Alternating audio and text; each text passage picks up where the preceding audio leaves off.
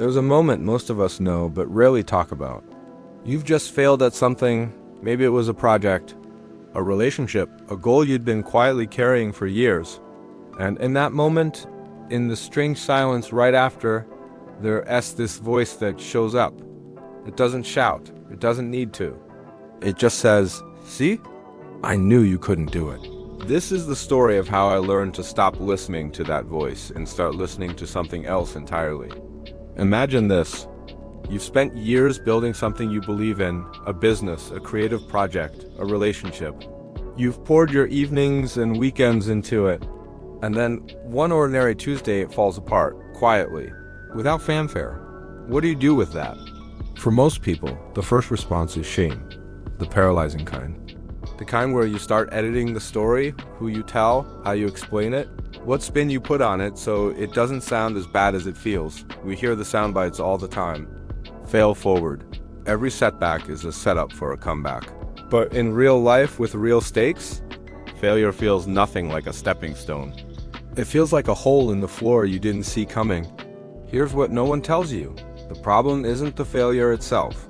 It's what we do in the days and months after.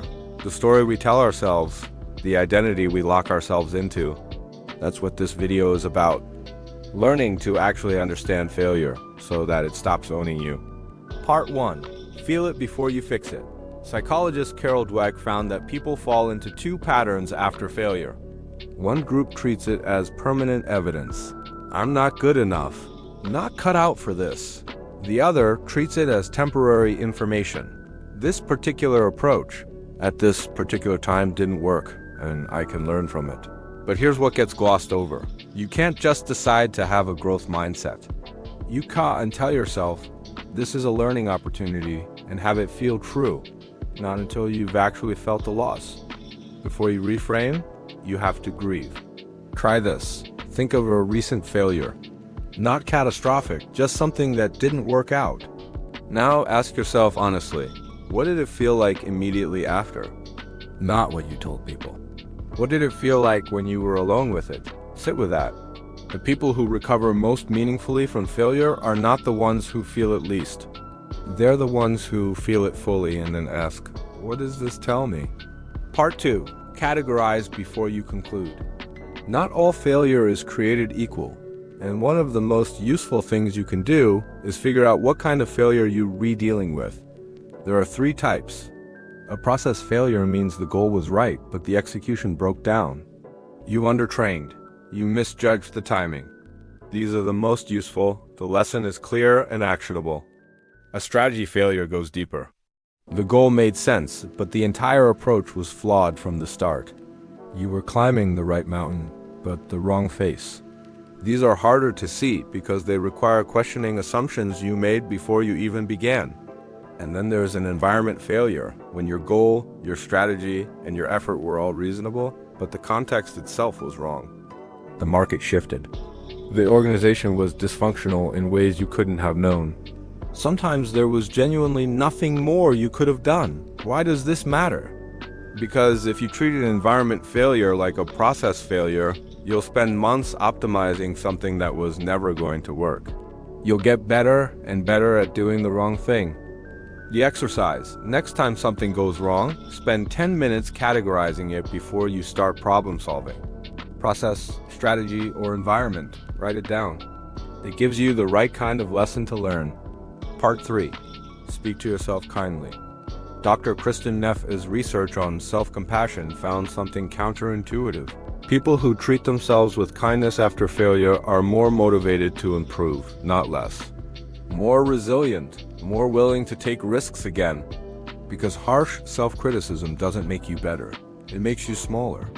It burns emotional fuel that could be used for actual growth. The conversation you need to have with yourself sounds something like this. That was hard. It didn't go the way I wanted, and that's genuinely disappointing. Now, what did I learn? What's my next move? Honest, warm, forward-looking. The exercise. After your next failure, write yourself a short letter from the perspective of a kind, wise mentor who sees the full picture.